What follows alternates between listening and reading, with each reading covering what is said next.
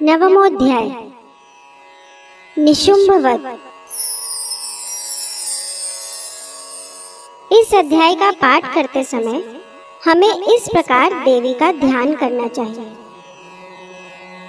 मैं अर्धनारीश्वर के श्री विग्रह की निरंतर शरण लेता हूँ। उसका वर्ण बंदूक पुष्प और सुवर्ण के समान रक्तपीत मिश्रित है। वह अपनी भुजाओं में सुंदर अक्षमाला, पाश, अंकुश और वरद मुद्रा धारण करता है। अर्धचंद्र उसका आभूषण है तथा वह 3 नेत्रों से सुशोभित है। राजा ने कहा, भगवान, आपने रक्तबीज के वध से संबंध रखने वाला देवी चरित्र का यह अद्भुत महात्म्य मुझे बतलाया। अब रक्तबीज के मारे जाने पर अत्यंत क्रोध में भरे हुए शुंभ और निशुंभ ने जो कर्म किया उससे मैं सुनना चाहता हूँ। ऋषि कहते हैं, राजन, युद्ध में रक्तबीज तथा अन्य दैत्यों के मारे जाने पर शुंभ और निशुंभ के क्रोध की सीमा न रही। अपनी विशाल सेना इस प्रकार मारी जाती देख निशुंभ अमर्ष में भरकर देवी की ओर दौड़ा। उसके साथ असुरों की प्रधान सेना थी। उसके आगे पीछे तथा पार्श्व भाग में बड़े बड़े असुर थे जो क्रोध से ओठ चबाते हुए देवी को मार डालने के लिए आए। महापराक्रमी शुंभ भी अपनी सेना के साथ मातृगणों से युद्ध करके क्रोधवश चंडिका को मारने के लिए आ पहुंचे। तब देवी के साथ शुंभ और निशुंभ का घोर संग्राम छिड़ गया। वे दोनों दैत्य मेघों की भांति बाणों की वृष्टि कर रहे थे।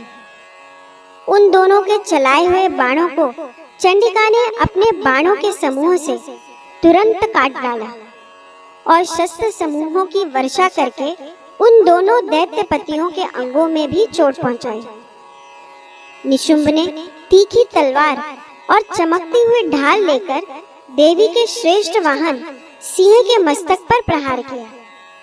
अपने वाहन को चोट पहुंचने पर देवी ने एक शूरप्र नामक बाण से निशुंभ की श्रेष्ठ तलवार तुरंत ही काट डाली और उसकी ढाल को भी, जिसमें 8 चांद जड़े हुए थे, खंड खंड कर दिया। ढाल और तलवार के कट जाने पर उस असुर ने शक्ति चलाई, किंतु सामने आने पर देवी ने चक्र से उसके भी 2 टुकड़े कर दिए। अब तो निशुंभ क्रोध से जल उठा और उस दानव ने देवी को मारने के लिए शूल उठाया, किंतु देवी ने समीप आने पर उसे भी मुक्के से मारकर चूर्ण कर दिया। तब उसने गदा घुमाकर चंडी के ऊपर चलाई, परंतु वह भी देवी के त्रिशूल से कटकर भस्म हो गई। तदनंतर दैत्यराज निशुंभ को फरसा हाथ में लेकर आते देख देवी ने बाण समूहों से घायल कर धरती पर सुला दिया। उस भयंकर पराक्रमी भाई निशुंभ के धराशायी हो जाने पर शुंभ को बड़ा क्रोध हुआ और अंबिका का वध करने के लिए वह आगे बढ़ा। रथ पर बैठे बैठे ही उत्तम आयुधों से सुशोभित अपनी बड़ी बड़ी 8 अनुपम भुजाओं से समूचे आकाश को ढककर वह अद्भुत शोभा पाने लगा। उसे आते देख देवी ने शंख बजाया और धनुष की प्रत्यंचा का भी अत्यंत दुस्सह शब्द किया। साथ ही अपने घंटे के शब्द से जो समस्त दैत्य सैनिकों का तेज नष्ट करने वाला था, संपूर्ण दिशाओं को व्याप्त कर दिया। तदनंतर सिंह ने भी अपनी दहाड़ से, जिसे सुनकर बड़े बड़े गजराजों का महान मद दूर हो जाता था, आकाश, पृथ्वी और 10 दिशाओं को गुंजा दिया फिर काली ने आकाश में उछलकर अपने दोनों हाथों से पृथ्वी पर आघात किया। उससे ऐसा भयंकर शब्द हुआ जिससे पहले के सभी शब्द शांत हो गए। तत्पश्चात शिवदूती ने दैत्यों के लिए अमंगलजनक अट्टहास किया। इन शब्दों को सुनकर समस्त असुर थर्रा उठे, किंतु शुंभ को बड़ा क्रोध हुआ। उस समय देवी ने जो शुंभ को लक्ष्य करके कहा, ओ दुरात्मन, खड़ा रह, खड़ा रह। तभी आकाश में खड़े हुए देवता बोल उठे, जय हो, जय हो। शुंभ ने वहां आकर ज्वालाओं से युक्त अत्यंत भयानक शक्ति चलाई।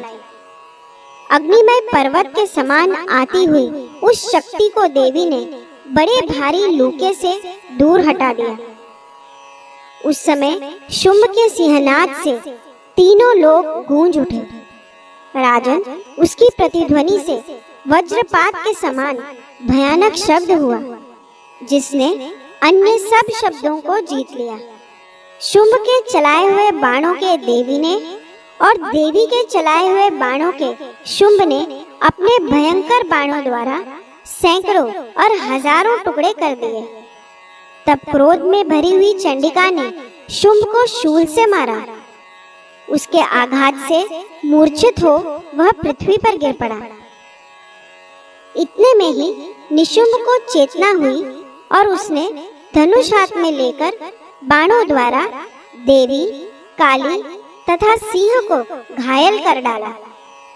फिर उस दैत्यराज ने 10,000 बाहें बनाकर चक्रों के प्रहार से चंडिका को आच्छादित कर दिया। तब दुर्गम पीड़ा का नाश करने वाली भगवती दुर्गा ने कुपित होकर अपने बाणों से उन चक्रों और बाणों को काट गिराया।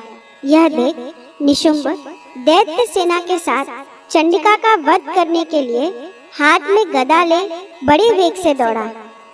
उसके आते ही चंडी ने तीखी धार वाली तलवार से उसकी गदा को शीघ्र ही काट डाला।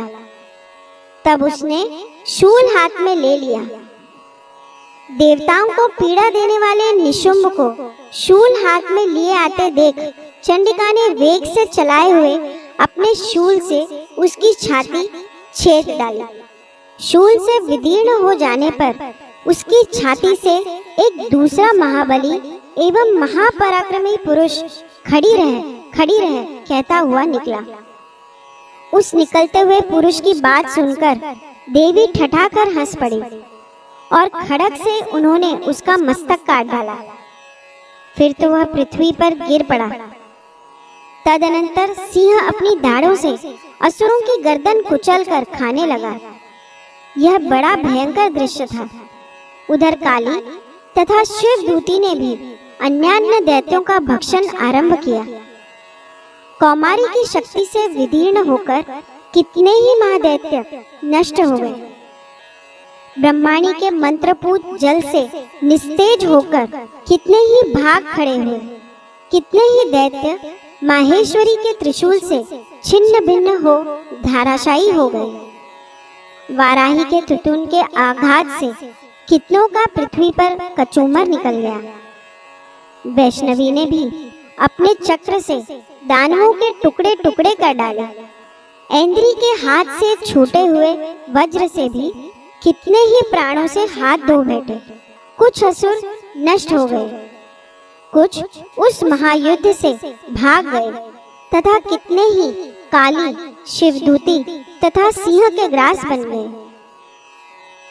इस प्रकार श्री मार्कंडेय पुराण में सावर्णिक मनवंतर की कथा के अंतर्गत देवी महात्म्य में निशुंभ वध नामक 9वां अध्याय पूरा हुआ।